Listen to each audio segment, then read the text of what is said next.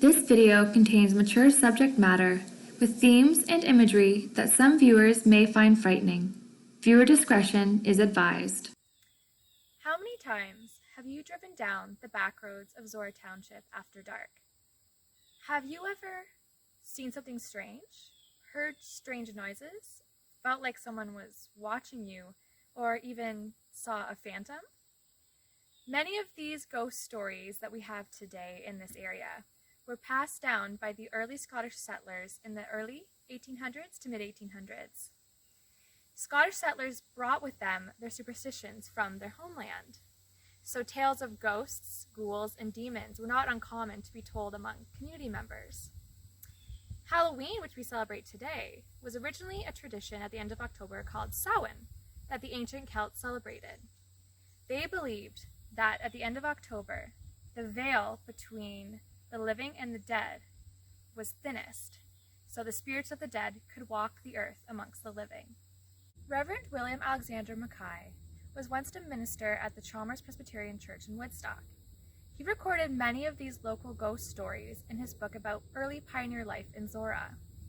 One of these tales took place on a road east of Embro, much like the one I am standing on right now. After dark, many local residents kept seeing something strange on the road. It looked like it was about 5 feet tall. It had a pale white light glowing from the top of its head, 2 enormous glowing orbs for eyeballs, and in its face a large gaping mouth. It sounds quite horrific. So many people had heard about this phantom or had seen it after dark on the road that they actually avoided taking the road for quite a while.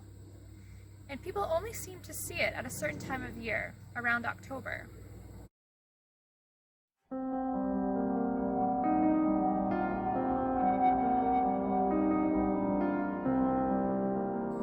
Finally, a local resident, Sandy Dunbar, decided to get a posse together, a group of himself and 5 other young men, to confront the spirit.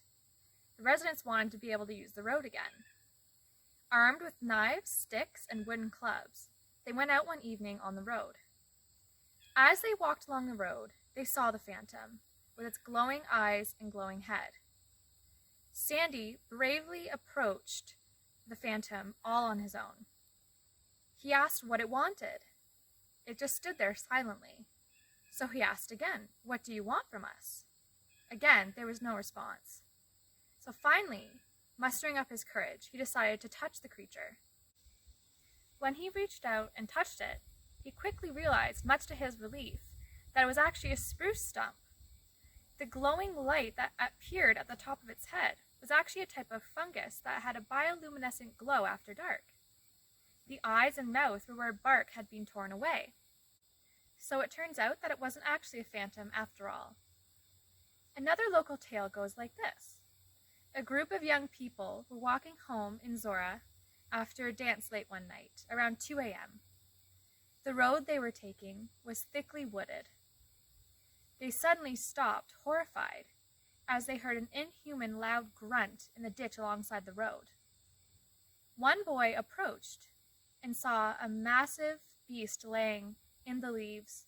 The leaves were rustling in the ditch while it moved. Suddenly, it rose up like a mountain, and it ran away in a clatter of hooves. The witnesses said it looked like there were quills on its back like a large porcupine. They eventually told the story to neighbors and other people in the community. Well, it turns out it was actually a horse that had escaped from its confines on a farm, and it had decided to take a sleep at night in the ditch. Oxford County also has a history of tales of witchcraft being practiced.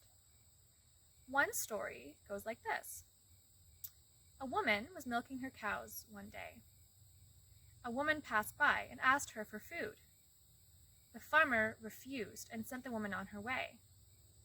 The woman who had asked for food became quite angry. She suddenly started calling the farmer's cows over to her while holding up 3 fingers. She then left. The farmer didn't really think anything about it at the time. Later that day, when she went to milk her cows, she realized that out of one teat, milk came. Out of the other 3, it was just blood.